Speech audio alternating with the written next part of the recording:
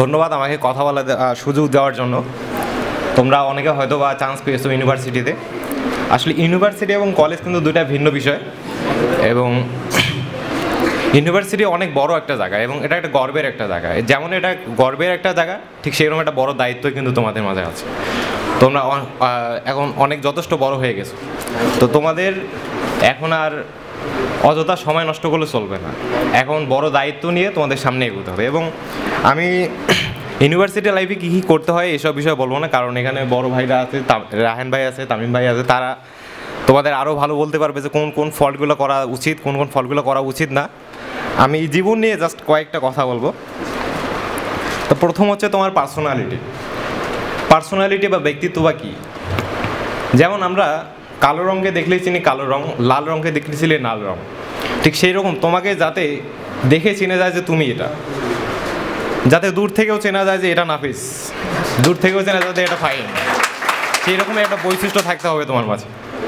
এবং আমরা পৃথিবীর প্রতিটা মানুষের মধ্যে একটা ইউনিক সত্তা আছে এবং সেটা বজায় রাখতে হবে।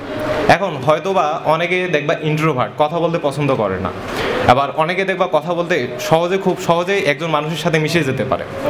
এখন এটা তুমি তোমার দুর্বলতা ভাববা না, এটা তোমার স্ট্রেংথ, তুমি এটাকে কাজে লাগাইতে পারো। ইংরেজিতে একটা কথা বলছে যে the make weakness into uniqueness, অর্থাৎ তোমার উইকনেসকে ইউনিকনেসে পরিণত করো, যাতে সেটা আর একজন পাওয়ার চেষ্টা করে যে এটা আমার উইকনেস ছিল বাট ওটা ইউনিকনেস হয়ে গেছে, ওটা আরও কারোর মাঝে নাই। তাহলে নিজের একটা সত্তা বজায় রাখতে হবে এবং কাউরে দেখে নিজের সত্তাকে চেঞ্জ করবো এমন মনোভাব আনা যাবে না। তুমি যেরকম তুমি ঠিক সেই রকম, এবং তুমি যেভাবে চলে আসছো সেভাবেই যেতে হবে। সেকেন্ড কথা হচ্ছে ডিসিপ্লিন। এবং আমাদের দীর্ঘ সময়ের একটা লাইফ, একটা ভবন তৈরি করতে যেমন কয়েক বছর সময় লাগে, কিন্তু একটা ভবন ভাঙতে কয়েক সেকেন্ড সময় লাগে। সুতরাং জীবনের ধৈর্য রেখে প্রতিটি সময়কে সঠিকভাবে ইউজ করতে হবে।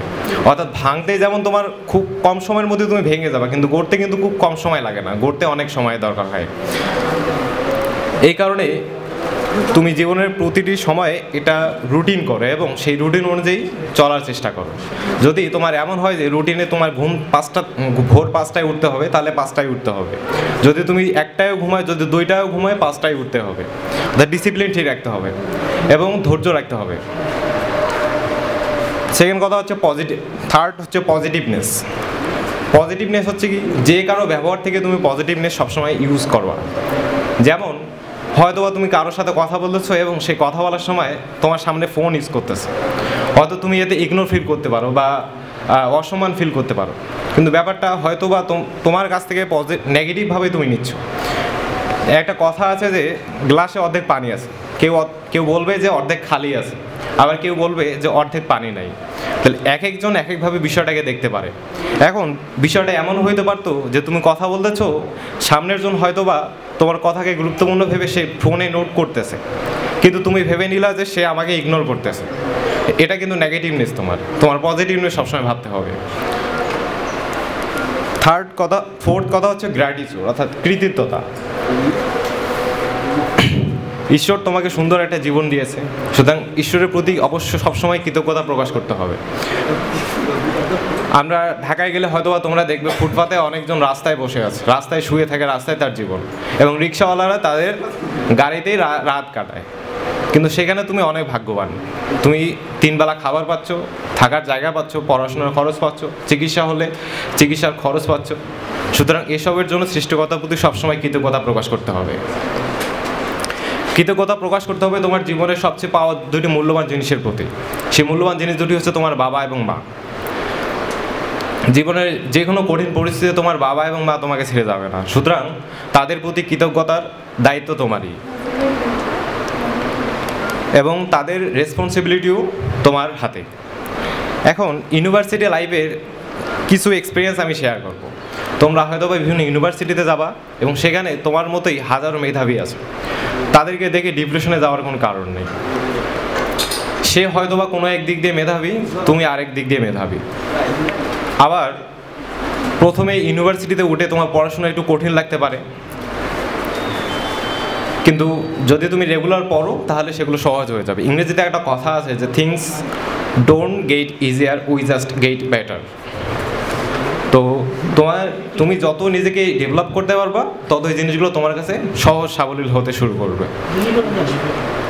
ঠিক সেই রকমটাই ছিল আমার 9-10-এর জার্নির মতো। 9-10-এর প্রথম দিকে আমার পড়াশোনাগুলো অনেক কঠিন ছিল, কিন্তু নাজমুল ভাই আমাদের আংরাতে এমনিতে কয়েকদিনের জন্য ক্লাস নিতে গেছিলো, কিন্তু ওনার যে লেকচার এবং সেটা থেকে আমরা সবাই একদম মুগ্ধ হয়ে গেছিলাম। এবং ভাইয়া পরে আংরা থেকে বের হয়ে আসলো এবং আমরা কয়েকজন ফ্রেন্ড মিলে 10-12 জন হবে হয়তো বা, পরে এমন হয়ে গেল যে ভাইয়ার লেকচার এবং পড়ার স্টাইল দেখে মানে ক্লাস ভর্তি হয়ে যাইতো। এবং ভাইয়ার প্রতি আমার অসংখ্য কৃতজ্ঞতা, যে ভাইয়া না থাকলে হয়তো আমি বুয়েটে চান্স পাইতাম না আজকে।